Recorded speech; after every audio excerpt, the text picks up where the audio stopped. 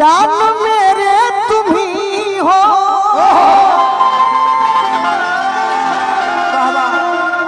कोई देखे ईद का चाँद, शान मेरे तुम ही हो।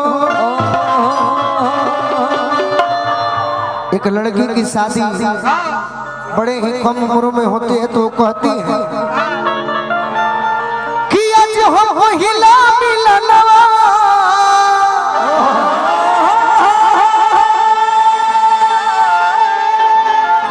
अच्छा कैमरा लागल बका।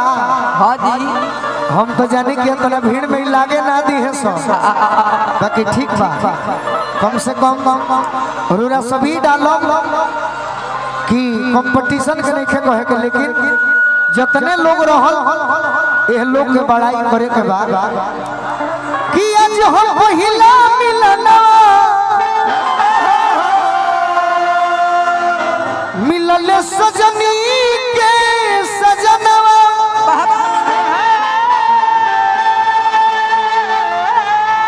हमारी अंग अंग गुलाब नियन खिलाल बा बदनवा,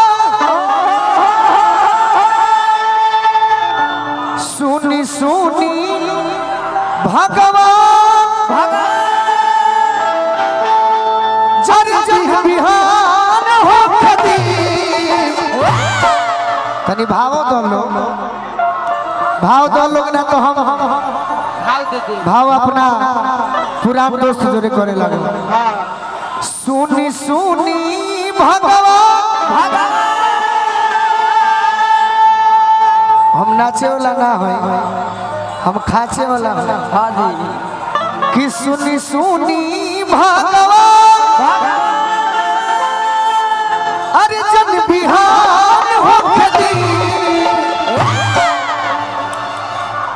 अरे कि आज राजा जी के गोरवे में जवान हो खेली, आज राजा जी के गोरवे में जवान हो खेली। सुनी सुनी भगवान जन बिहान हो खेली, सुनी सुनी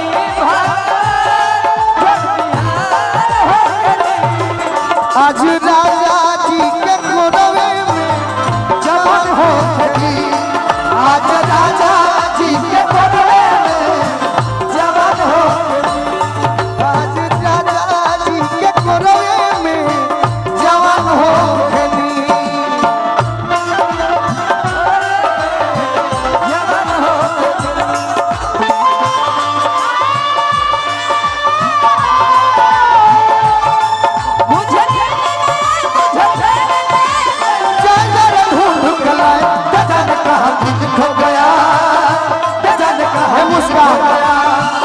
मुस्कान ये धनंजय बाबू, कितना सुंदर ये जो गाना है, इस फिल्म को हम 5 रुपए का भाड़ा देकर अच्छा टिकट घर लेकर आते थे सीडी को।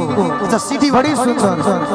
क्या समझती हो कि धोती कुर्ता वाले हैं? नहीं, आज देखो, आज कहाँ दिल खो गया, न जाने कहाँ दिल खो गया, न जाने कहाँ दिल खो गया, न जाने कहाँ दिल खो गया। आज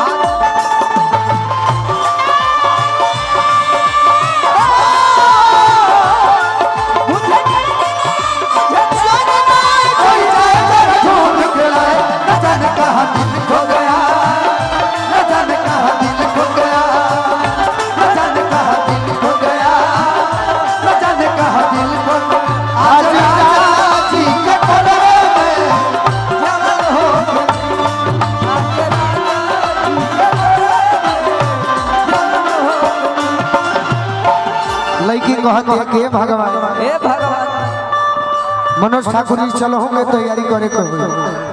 धनंजय बाबू के राजा जी के ओठा में ओठ जब साटी, ओठ जब साटी, राजा जी के ओठा में ओठ जब साटी, राजा जी साटी हो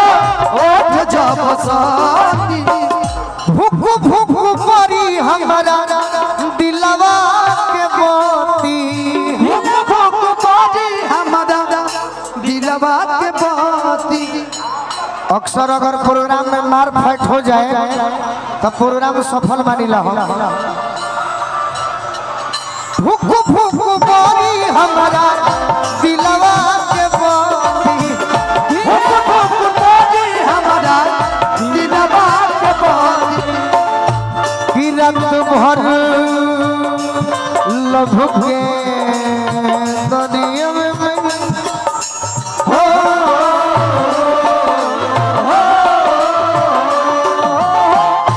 कि रात भर लभ के दरिया में, रात भर लभ के दरिया में नेहान हो खेती।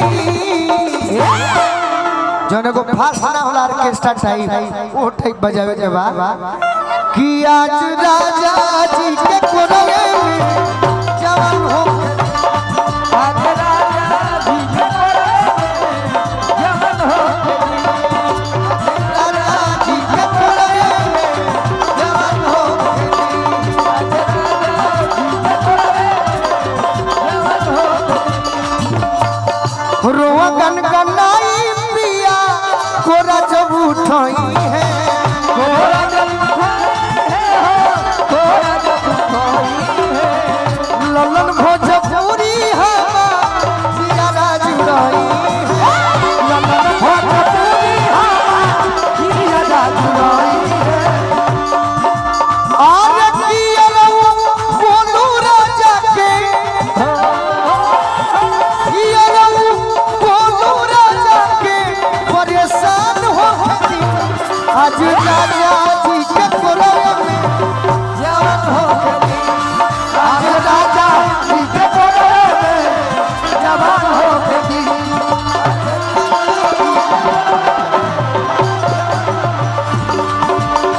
राजा जी के कोरवे में जवान हो गई। आज राजा जी के कोरवे में जवान हो गई।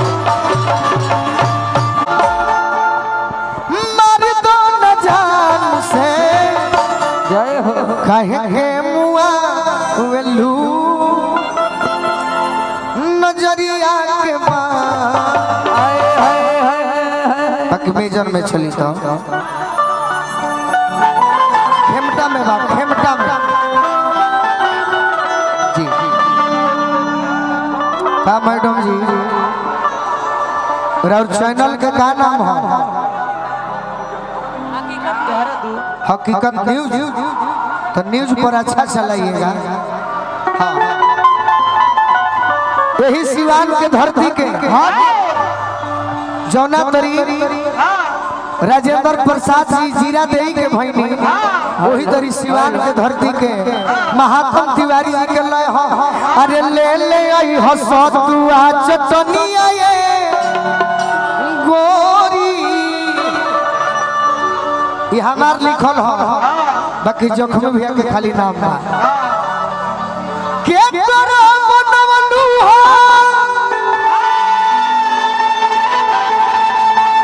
अरे